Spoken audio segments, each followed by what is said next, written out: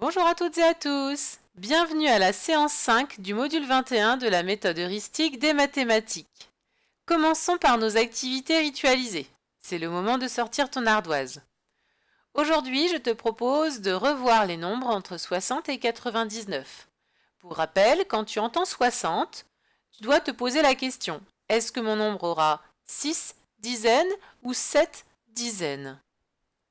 D'accord? Et quand tu entends 80, tu dois te poser la question: est-ce que mon nombre aura 8 dizaines ou est-ce qu'il en aura 9? Allez, c'est parti. Écris 92. 92. Lève ton ardoise et vérifie. 92 s'écrit ainsi. J'entends 80 et ensuite 12. 12, mot nombre de la famille des 10. Donc, 9 dizaines et 2 unités. Maintenant, écris 64. 64. Lève ton ardoise et vérifie. J'entends 60, puis 4, mot nombre de la famille des unités. Donc, pas de nouvelles dizaines. Il suffisait d'écrire 6 dizaines et 4 unités. 64 s'écrit donc ainsi. 97. 97. Lève ton ardoise et vérifie. 97. Après 80, j'entends un mot nombre de la famille des 10. Donc, 9 dizaines et 7 unités. Nombre suivant, 80. 80. Alors celui-ci, souvent certains élèves confondent et rajoutent une unité isolée. Non, 80 c'est bien juste 8 dizaines. Je ne dis rien après les mots 80. Donc je ne dis rien. Rien en mathématiques, on pourrait dire que c'est 0. Donc 80 s'écrit ainsi. 8 dizaines et 0 unité isolée. Et enfin, le dernier, je te propose 79. 79. Lève ton ardoise et vérifie. 79, j'entends 19 après le mot 60. Mot nombre de la famille des 10. Donc 79, c'est 7 dizaines et 9 unités.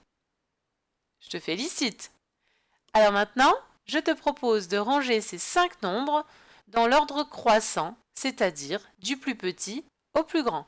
Tu fais une pause sur la vidéo et à tout de suite pour la correction. Alors, quel est le nombre le plus petit? Souviens-toi, on va comparer le nombre de dizaines. Dans 92, j'ai 9 dizaines. Ici, j'en ai 6, 9, 8 et 7. Et oui, celui qui a le moins de dizaines, c'est bien 64. Ensuite, très bien, il fallait mettre 79 parce que 79 a 7 dizaines alors que là j'en ai 8, 9 et 9.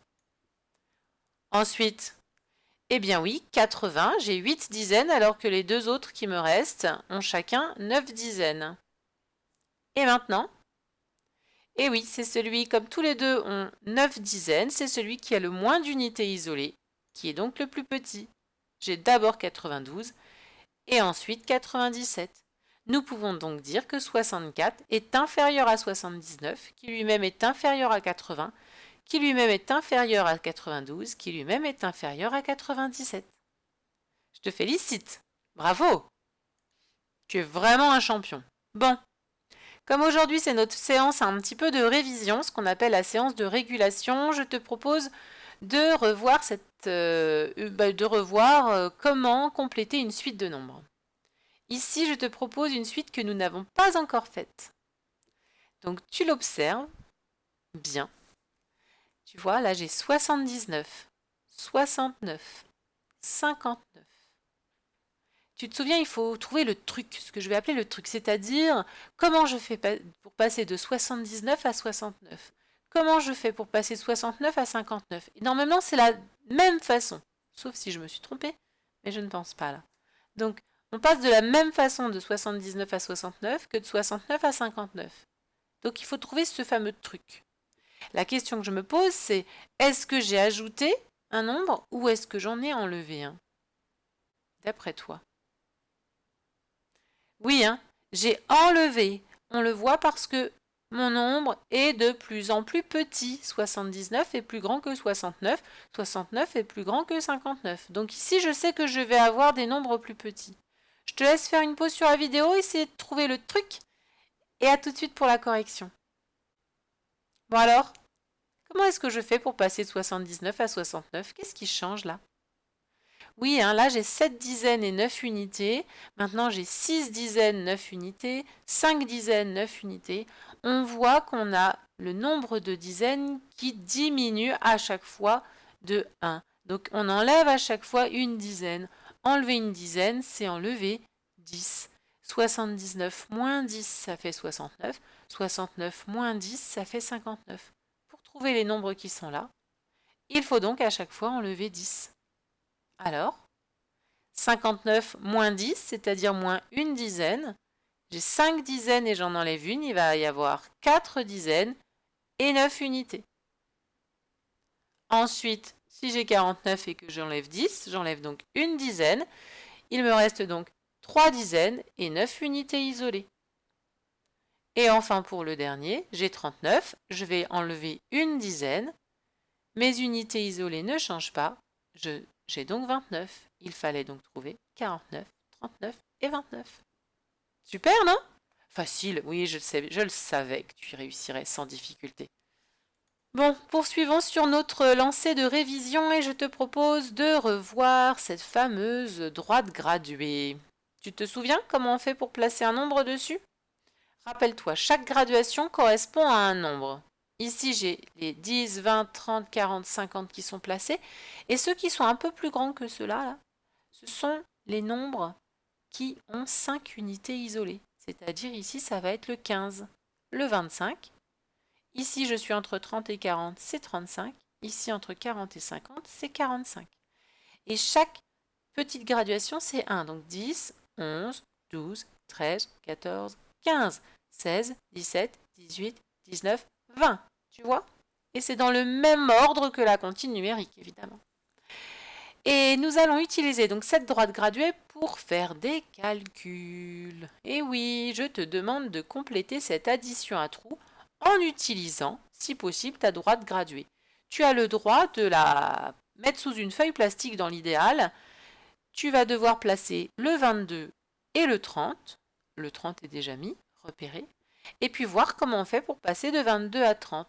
Utilise ton crayon ardoise ou n'importe quel crayon effaçable sur ta feuille plastique. Et fais une pause. À tout de suite pour la correction. Alors moi, j'ai d'abord placé le 22 et puis j'ai repéré le 30. Donc 22, là je suis à 20, je sais que 22 ça va être après. 21, 22, il est là. Tu as vu? Et puis moi, je veux aller jusqu'à 30. Tu te souviens comment on fait de tête? On va faire le complément à 10 de 2. On va chercher l'ami du 10 là. Donc c'est 2 plus... Eh bien oui, 8, tout à fait. Hein. 2 plus 8, ça fait 10. On complète la dizaine et on arrive à 3 dizaines et 0 unité isolée. On peut donc dire que 22 plus 8, ça fait 30. Allez, tu es celle suivante? Je te propose cette addition à trous. Fais une pause et à tout de suite pour la correction. Alors, donc dans un premier temps, je place mon 17 et je repère où est mon 30. Là, c'est là où je veux arriver.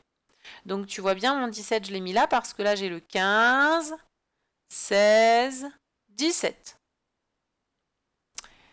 Ensuite, je vais d'abord aller à la dizaine supérieure. La dizaine supérieure, c'est donc 20. Si là, j'ai un 7, pour compléter la dizaine supérieure, 7 et 3, 10. Très bien. Je complète la dizaine supérieure et maintenant, je fais un bond de... Eh bien oui, un bond de 10 pour aller jusqu'à 30, de 20 à 30, c'est un bond de 10.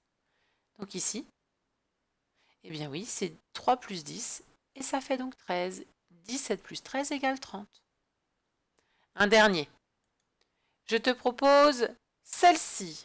Fais bien attention, hein, parce que là, je veux aller très très loin. Je suis à 21, donc juste après le 20, et je veux aller à 50. 21 plus combien égale 50? À tout de suite pour la correction. Première étape, je place, oui, mon 21 et je repère mon 50. Ensuite, je complète à la dizaine supérieure. Donc 21 et je vais jusqu'à 30. Comme j'ai un 1 là pour compléter, l'ami, oui, c'est donc 9.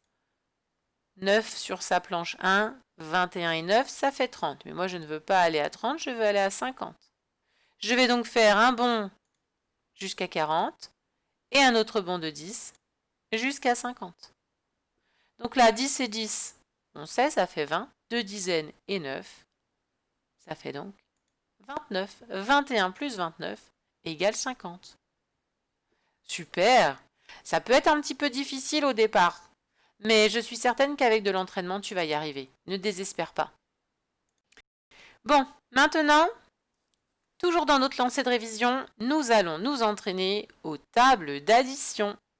Alors, pour s'entraîner à ces tables, je te propose plusieurs solutions. Tu peux aller sur ce site ici. Donc, tu vois la référence qui est là. Là, tu peux écrire ceci. Et puis, calcul mental, table d'addition, et tu iras là-dessus. Tu vas pouvoir. Alors, moi, je vais le lancer juste pour te montrer comment ça se présente. Voilà. Ensuite, tu vas choisir les tables sur lesquelles tu veux t'entraîner. Alors, un conseil, peut-être au départ, n'en choisis que 2 différentes. Parce que tu es obligé d'en choisir au moins 2. Donc, par exemple, je ne sais pas, alors peut-être pas la table de 1, elle est un petit peu facile. On sait que faire plus 1, c'est faire prendre le nombre juste après. Mais entraîne-toi, par exemple, à la 2 et puis à la 3 dans un premier temps. Tu choisis les tables, hein. Tu peux en choisir plus si tu veux. Hein. Mais dans un premier temps, choisis-en peut-être 2 ou 3. Si vraiment tu es très fort, tu peux tout choisir. Hein. Il n'y a pas de souci. Et puis ensuite, tu vas cliquer sur commencer. Et là, l'idée, c'est d'aller le plus vite possible. Tu vois, là, le chrono a démarré. Donc là, 3 plus 2, ça, c'est écrit plus. Hein. Tu écris ta réponse. Moi, j'ai écrit le 5. Tu peux cliquer avec ta souris dans la case d'après, éventuellement, pour faire 9. Tu peux faire en colonne si tu préfères. D'accord? Donc là, tu peux mettre ta réponse. D'accord? Etc. Tu peux faire comme ça. Sinon, tu peux aussi passer avec ce que j'appelle la touche tabulation. Je ne sais pas si tu vois sur ton clavier. Tu as une touche, alors, elle est à côté de la touche A, normalement. C'est une touche assez longue, à la gauche de la touche A, et elle a 2 flèches qui vont l'une dans un sens et l'une dans l'autre. Et ça, c'est une touche qui te permet de passer, regarde, quand je clique dessus, je passe d'une case à une autre. Et ça te permet d'être peut-être plus efficace. D'accord? Une fois que tu as fait tous les calculs, tu fais corriger et puis après tu peux t'entraîner à nouveau sur d'autres tables. Donc ça c'est une première solution pour t'entraîner aux tables. Après tu peux aussi utiliser ce qu'on va appeler les enveloppes des tables d'addition. Donc pour celles et ceux qui font partie de mon école, je vais leur fournir ces enveloppes. L'idée c'est on peut s'amuser à piocher des additions et puis trouver le résultat. Le résultat sera mis au dos. On peut aussi s'interroger mutuellement avec son frère, sa soeur, son papa, sa maman. Il y en a un qui pioche, qui interroge l'autre. La réponse est au dos. Voilà, vous pouvez même en faire un memory si vraiment il y a plusieurs résultats identiques. N'hésitez pas. Il y a 2 enveloppes différentes. Donc là, voilà, d'où les couleurs. Donc là, ce sont les additions d'une enveloppe. Là, c'est les additions qu'on pourrait mettre dans une autre enveloppe. Après, à vous de trouver un jeu qui peut vous convenir avec ces additions. Ici, l'idée, c'est de comprendre que derrière chaque résultat, derrière chaque addition, il y a les résultats. Allez, on va essayer, je vais t'interroger sur certains.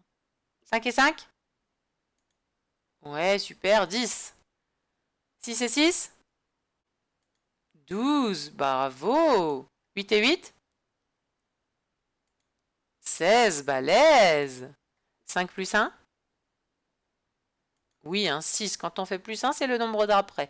Et donc tu vois, avec ces fameuses enveloppes d'addition, tu peux t'amuser comme ça à les placer, puis à les retourner une par une à chaque fois, en disant évidemment le résultat avant de retourner.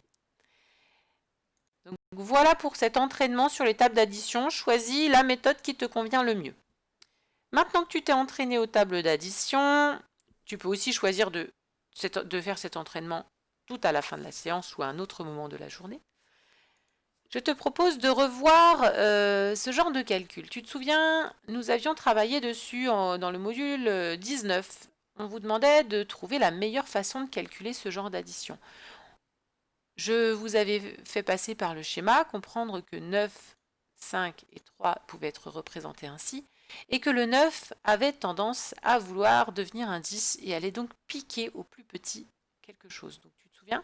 Là, il va aller piquer au 3, tac, le 3 devient 2, le 9 devient 10 puisqu'il n'y en manquait qu'un. D'accord?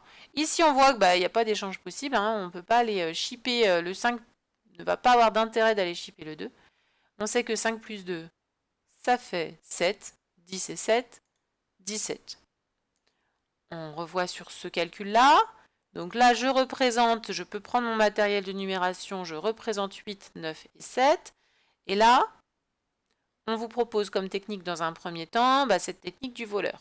Le 9 va piquer 1 au 7. Tu vois, il en manque qu'un. D'accord? Donc là, il en pique un.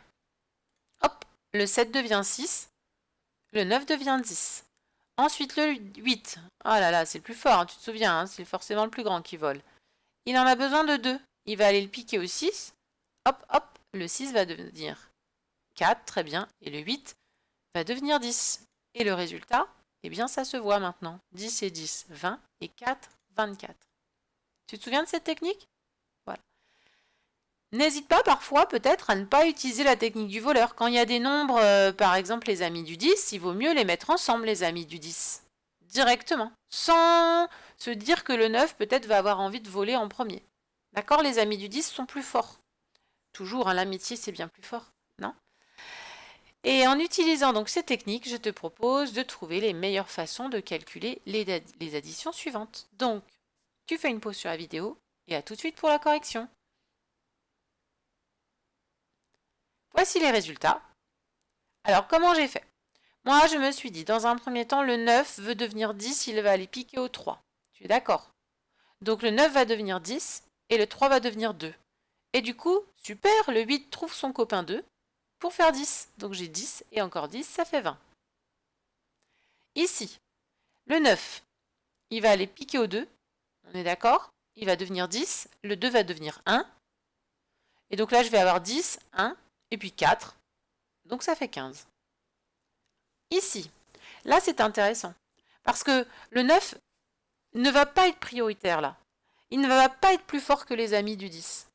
D'accord? Le voleur est moins fort que les amis du 10. Là, moi, je vois 5 et 5. Le 9 ne va pas pouvoir voler au 5 du coup. Le 5 et 5 va être plus fort. Donc 5 et 5, 10, on n'a pas le droit de les toucher. On a un groupe de 10 ici. Et le 9, du coup, il a quand même très envie de devenir un 10. Eh bien, il va aller voler chez le 7. Puisque lui, il est tout seul, il n'a pas son ami du 10. Donc, le 7 va devenir 6. Je vais donc avoir un groupe de 10 avec mon 9 qui s'est transformé en 10. Et puis un groupe de 10 de mon 5 et 5, ça me fait deux groupes de 10. Et mon 7 qui en a perdu un parce qu'il a été volé par le 9, il devient 6. Ça fait donc 26. C'est vrai que ça n'est pas très facile à l'oral d'expliquer comme ça. N'hésite pas à prendre ton matériel de numération pour bien comprendre ces histoires d'échange. D'accord? Bon, maintenant, nous allons passer, à la technique opératoire de l'addition, et en particulier l'addition posée en colonne. C'est quand même la grosse nouveauté de ce module 21. Donc, il est normal que l'on révise. Dans un premier temps, rappelons-nous. Pour poser une addition, dans un premier temps, on est d'accord, j'écris mes nombres. Donc là, ici, il y a le 38 qui se met en premier. Au-dessus, au dernier étage, et le 29, puisque je fais 38 plus 29, en dessous, en alignant bien mes chiffres des unités, un chiffre dans chaque case. Tout est bien aligné, n'est-ce pas? C'est important, parce que c'est quand même une technique de l'addition posée en colonne.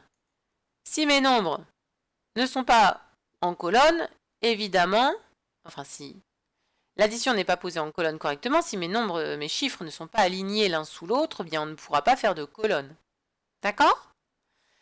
Ensuite, la technique, je commence par, les unités isolées. Donc là, je fais d'abord 8 plus 9. 8 plus 9, 17. Donc, 17, je sais que je vais pouvoir construire un nouveau groupe de 10. N'est-ce pas? Donc, là, j'ai ma dizaine qui devient une retenue. Et ici, mon 7, hein, mes 7 unités qui vont être placées sous le trait dans la colonne des unités. Les unités avec les unités, les dizaines avec les dizaines. C'est le principe de l'addition posée en colonne. Ensuite, maintenant que je me suis intéressée à mes unités, je vais m'intéresser à mes dizaines. Je vais donc ajouter les dizaines en n'oubliant pas de compter la retenue. 1 plus 3, 4 plus 2, 6. D'accord?